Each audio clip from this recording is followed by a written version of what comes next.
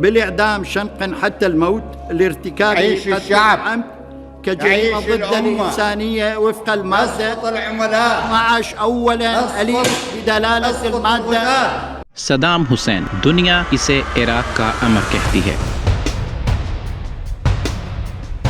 کچھ لوگ اسے ہیرو سمجھتے ہیں اور کچھ کے لیے وہ ظالم اور سفاک بادشاہ تھا، لیکن اصل کہانی اس سے کہیں زیادہ پیچیدہ ہے۔ یہ وہ شخص تھا جو اپنے ملک کا صدر بننے سے پہلے قاتل، باغی اور انقلابی کہلاتا تھا، لیکن وہ آخر کیسے صدر بنا اور پھر کیسے دنیا کی سب سے بڑی طاقت نے اسے پکڑ کر تاریخ کا حصہ بنایا؟ اور کیا واقعی صدام کو مارنے کے پیچھے صرف امریکہ تھا یا اس کے اپنے قریبی لوگ بھی اس کے دشمن بن چکے تھے؟ آئیے آج جانتے ہیں صدام حسین کی وہ حقیقت جو زیادہ تر ویڈیوز میں نہیں دکھائی گئی۔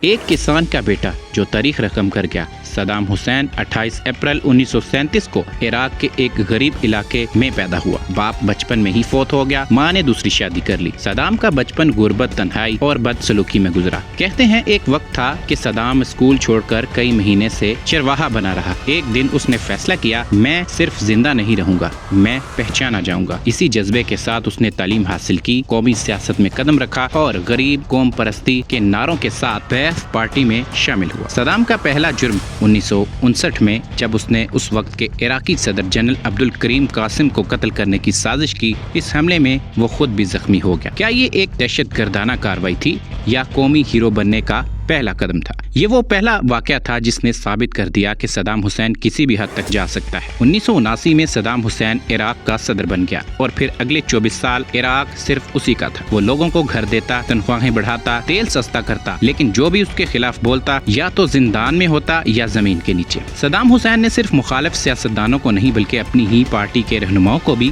ختم کروا دیا۔ لیکن دلچسپ بات یہ ہے کہ عوام میں اس کی مقبولیت پھر بھی کم نہ ہوئی، کیونکہ اس نے عراق کو طاقتور عرب ریاست بنانے کا خواب دکھایا۔ اس خواب کو چند سالوں تک حقیقت میں بھی بدلا۔ 1980 میں صدام حسین نے ایران پر حملہ کر دیا۔ یہ جنگ 8 سال چلی، لاکھوں لوگ مارے گئے، معیشت تباہ، لیکن صدام نے جنگ نہ بند کی۔ اس کا ماننا تھا اسلامی انقلاب عراق کو بھی لپیٹ میں لے سکتا ہے اور وہ کسی بھی قیمت پر عراق کو ملاؤں کے حوالے نہیں کرنا چاہتا۔ لیکن سوال یہ ہے کہ کیا واقعی قوم کے لیے لڑا تھا یا پھر اپنی انا کے لیے؟ 1990 میں صدام نے سب سے بڑی غلطی یہ کی کہ پڑوسی ملک کویت پر حملہ کر دیا۔ صرف 2 دن میں کویت پر قبضہ کر لیا گیا۔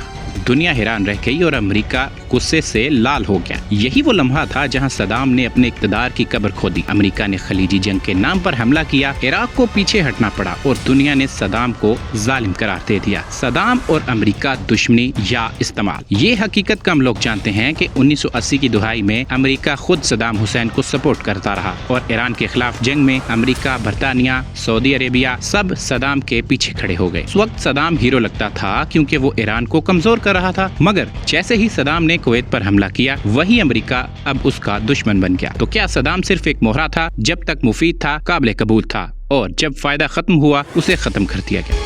2003 میں امریکہ نے عراق پر حملہ کر دیا۔ صدام حسین زیر زمین چھپتا رہا، کئی ہفتے اسے ڈھونڈا گیا، لیکن کیا آپ جانتے ہیں کہ صدام کی گرفتاری ایک حادثہ نہیں تھی بلکہ اس کے لیے اپنے ہی قریبی ساتھیوں میں سے کسی نے اس کے چھپنے کی جگہ کا راز امریکی فوج کو بھیج دیا۔ وہی شخص جو برسوں تک دشمنوں کو چکما دیتا رہا اب اپنے ہی قبیلوں کے غداروں کا شکار ہو چکا تھا۔